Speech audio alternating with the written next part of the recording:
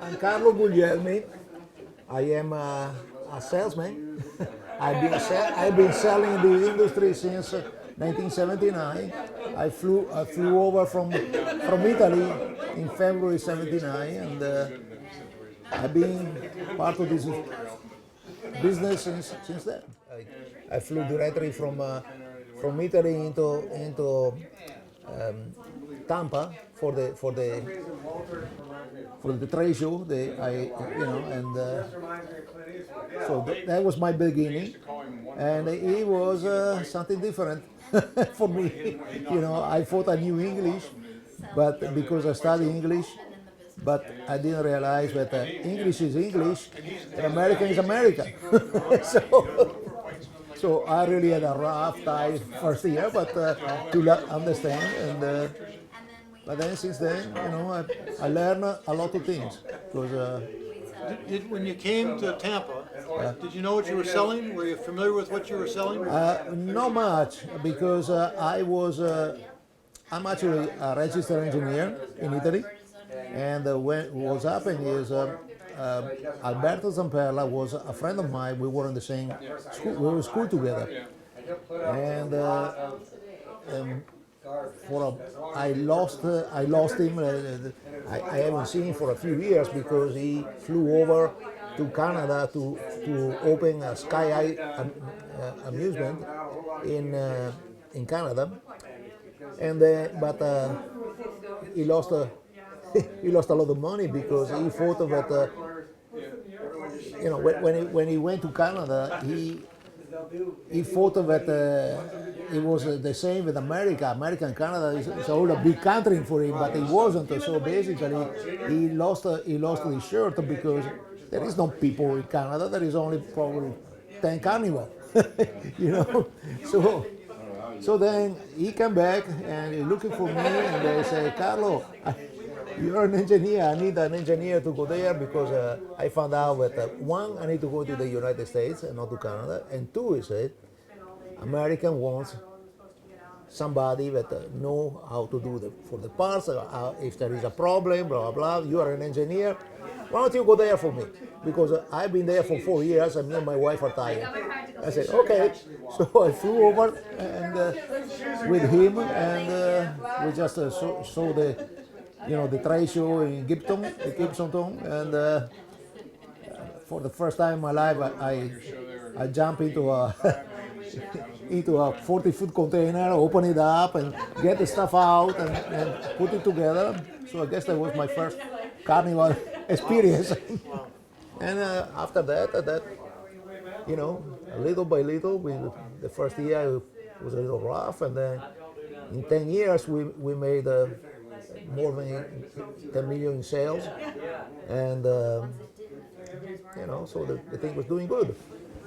And besides that, we at that point for 10 years I was here, and I asked my good friend and boss Alberto Zampella. I said, hey, you promised me to give me share of the company, so it's time now. I've been here for 10 years. I ran the company in the United States by myself, and then we had about 14, 15 people at the time. I say,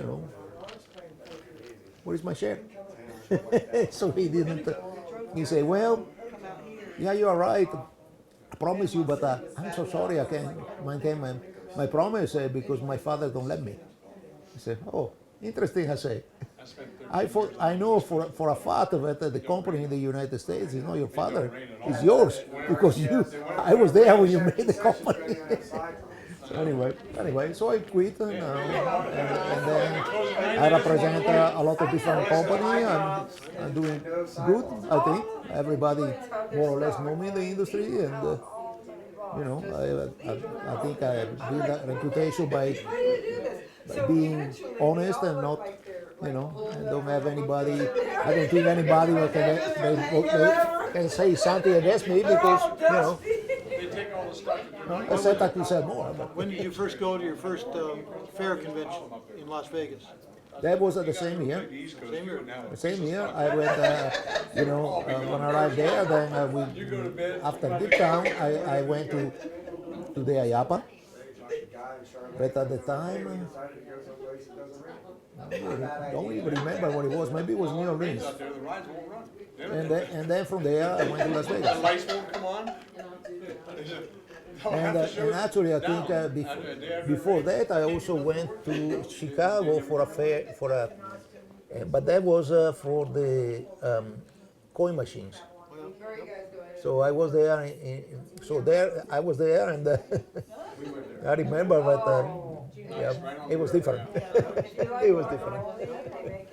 So now the meeting's in San Antonio. Now we're in San Antonio, first time. Well, something new.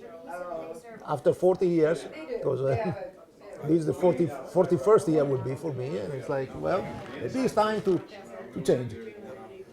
The only thing is, well, we needed to have more time now to get acquainted with everything, which was a good restaurant, which, although they're probably all good, but it's just, it's like everything. When you do to a new place, you have to learn. But hey, maybe it was time after 40 years. You still have family in Italy then? Oh yeah, Do you go back often then? Or? I go back to Italy about 5 times a year. Oh yeah. Because I represent at least 3 companies, and actually I work also with others, but I have the representation for 3 companies, and so we always have. If I have a customer, I want to go to see the factory, I want to buy something, I fly with it, and so when I go there, I do some business, and then I say, okay, now I take 3 or 4 days and go up in the mountain in Asiago where I have an apartment, and my brother is there, most of the family is there. So, when you fly back to Italy, where do you go to? What town do you go to? well, in the old time, we had to fly into Milan because that was the only place where you fly directly from the U.S. But now, Venice is the best airport probably. There are so many. Didn't have an airport in Venice.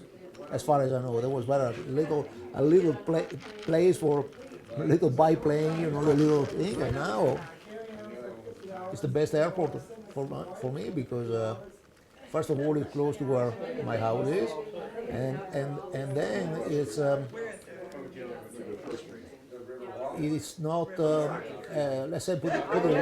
Milan in the winter, Milan was terrible because a lot of time there is fogs. And instead they send me to Milan, sometimes they send me to Switzerland or this and that. Now with Venice, there is not this problem. I never have been stuck in an airport. What was the name of the school where you studied engineering? I was in the University of Padua. It's one of the Padua is one of the oldest university. It was. It's there since 1600 or something like that. 1600. Wow. Yeah. And so yeah, that's where I have my degrees, etc. Yeah. And then of course I had to have a lot of other stuff. I had to go in the army too because those was the year of the Cold War, so we had to. So